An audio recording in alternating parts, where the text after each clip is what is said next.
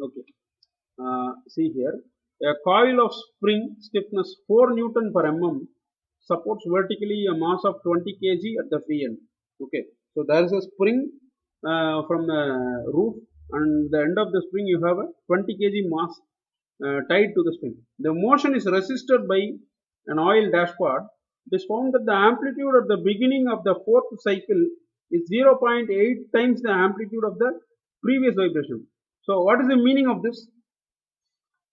Whatever may be the number here, it doesn't matter. What 0.8 times the previous vibration means it is the same for all.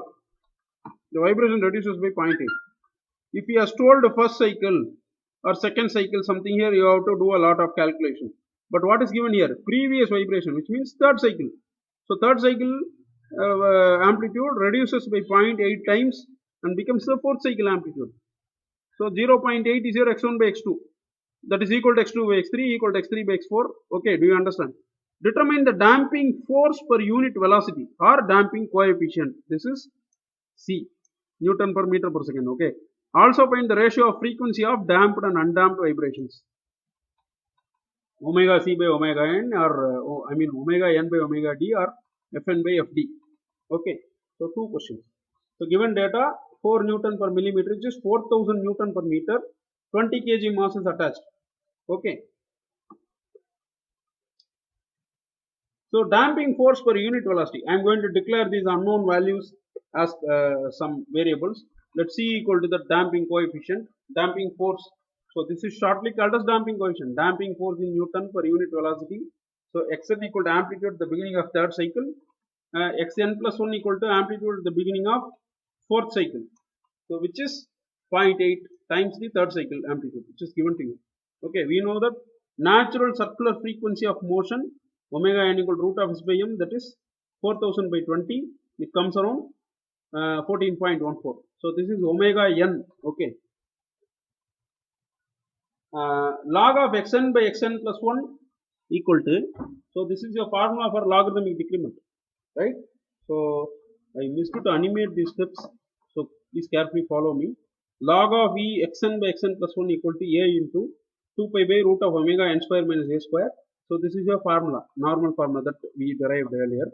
So xn by, in place of xn plus 1 I am going to put 0.8 xn, which is the given data. Okay, so log base e xn by 0.8 xn, so third cycle amplitude, fourth cycle amplitude equal to a into 2 pi by omega n square minus a square. Okay, so ln of 1 by 0.8 comes around 1.25. Okay, so ln of 1.25 equal to a into 2 pi by square root of 200 minus a square. So you can solve for a out of this. So 0.233 equal to a into 2 pi by square root of 200 minus a square, square on both sides and solve for a. The value of a comes around 0.5. I think you know how to solve this and find a. You don't need my help. Anyway, this PPT will be shared to you. Just go through the steps. So squaring on both sides, I am cross multiplying and I am segregating the a to one side and everything constants to one side, and I am finally taking square root. The answer comes around 0.5. So a is c by 2m, c equal to a into 2m. So a into 0.5 into 2 into 20 kg. So 20 Newton per meter per second is the value of your damping coefficient C. Okay. So ratio of frequencies. What frequency? Natural and damped. Okay. So let F1 N1 Fn1 equal to frequency of damped vibration omega d by 2 pi, Fn2 equal to frequency of, so you can write Fc, Fn and Fd also. It is not that N1 N2. You can write anything you want. Fn2 equal to frequency of undamped vibration omega. This should be omega n by 2 pi. Actually, this is not correct. There is a mistake here. So this is omega n by 2 pi. Okay, so I will correct it.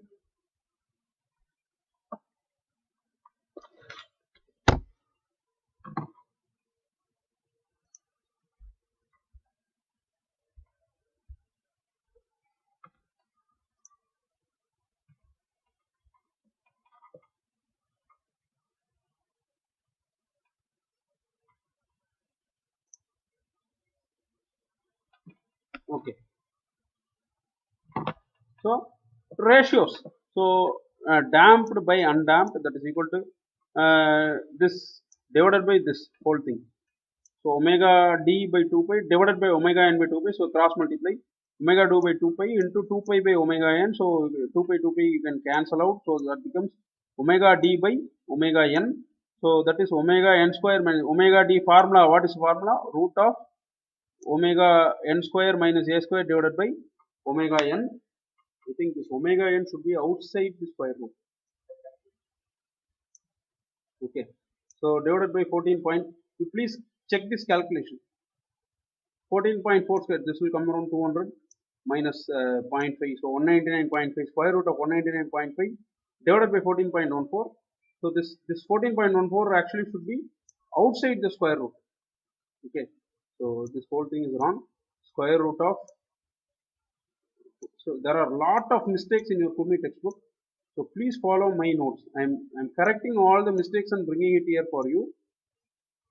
So 14.14 whole square minus 0.5 square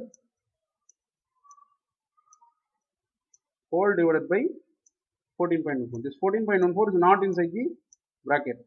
So we have to cross check this. This is 200. So square root of 199.5 divided by 14.14, it comes around 0.99. Okay. So 14 square is 196, correct? So this will somewhere come around 14.16 or something. So therefore divided by 14.14, you are getting 0.99.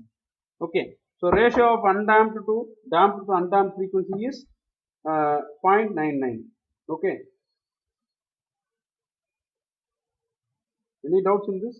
I think that completes the problem. We have to sum up the results. So what are all the two questions? Damping coefficient C. So what is the value of C? 20 Newton per meter per second that you have found out by finding A. You are again reconverting A equal to C by 2n. Right. Next one, ratio of damped to undamped frequency Fn by Fd, omega d by omega n or Fd by Fn comes around 0.99. See, don't think that only omega d by omega n is correct. Omega n by omega d is also correct. They have asked is a ratio of frequencies. Any one ratio is correct. Okay. So, but what ratio that is, you have to write here, equal to omega d by, obviously the damped aberration amplitude will be lesser, frequency will be lesser. Therefore, you are getting less than 1. If you do the reverse, omega n by omega d, what will happen? The smaller number will go to the denominator, will get a larger value. Okay. So, you have to read the question. If they have specifically told the ratio of undamped to damped, then you have to do it only in that order. Or if they tell ratio of frequencies, you can do it in any way you want. So that completes this problem. So reference it is taken from 23.14 of Kurmi.